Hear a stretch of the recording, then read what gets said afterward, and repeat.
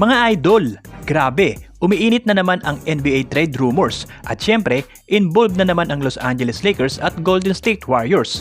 Eto na nga, pag-usapan natin ang balitang nagpapakulo ngayon sa social media, ang posibleng pag-monitor ng Lakers kay Jonathan Kuminga.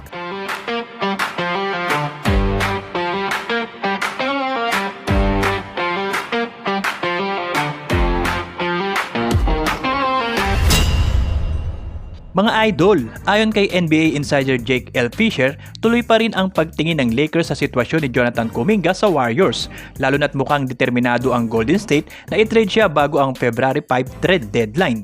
Simula pa lang ng summer, malinaw na ang hanap ng Lakers, isang legit na 3-and-D wing na may size.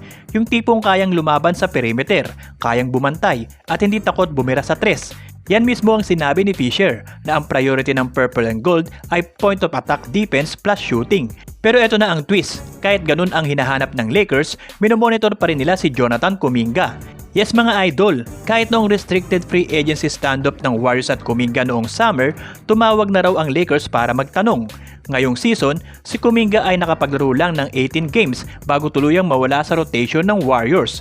Sa mga larong yon, nag-average siya ng 11.8 points, 6.2 rebounds at 2.6 assists habang may shooting na 43.1% mula sa field.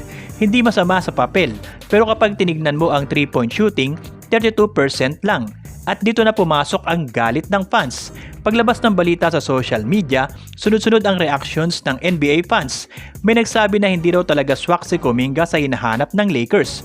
May mga komento pang nagsasabing magka-opposite daw ang 3-and-D at si Kuminga. Yung iba, tinatanong kung nasaan daw ang tres at depensa sa profile niya. Kitang-kita mga idol, hindi natuwa ang Lakers fans sa ideya pa lang na i-consider si Kuminga, lalo na't malinaw ang pangangailangan ng team. Pero eto pa, hindi rin naman sigurado na ibebenta ng Warriors si Kuminga sa Lakers. Ayon sa reports, may mas malaking plano ang Golden State. Posibleng i-package si Kuminga kasama sina Moses Moody, Buddy Hield at isang first round pick para makuha si Michael Porter Jr. Kung mangyari yon, mas lalo pang liliit ang options ng Lakers sa wing market.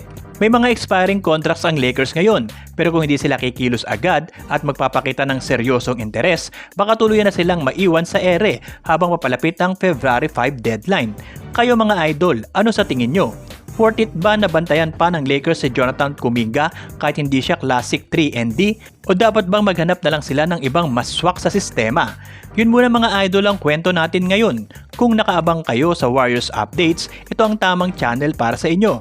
At syempre, huwag kalimutang i-like ang video na to at mag-subscribe at maging kabahagi sa pag-abot natin sa 100,000 subscribers. Tuloy-tuloy pa ang mga balitang Warriors natin dito sa Sports Natin To. Hanggang sa susunod na upload mga idol, peace out!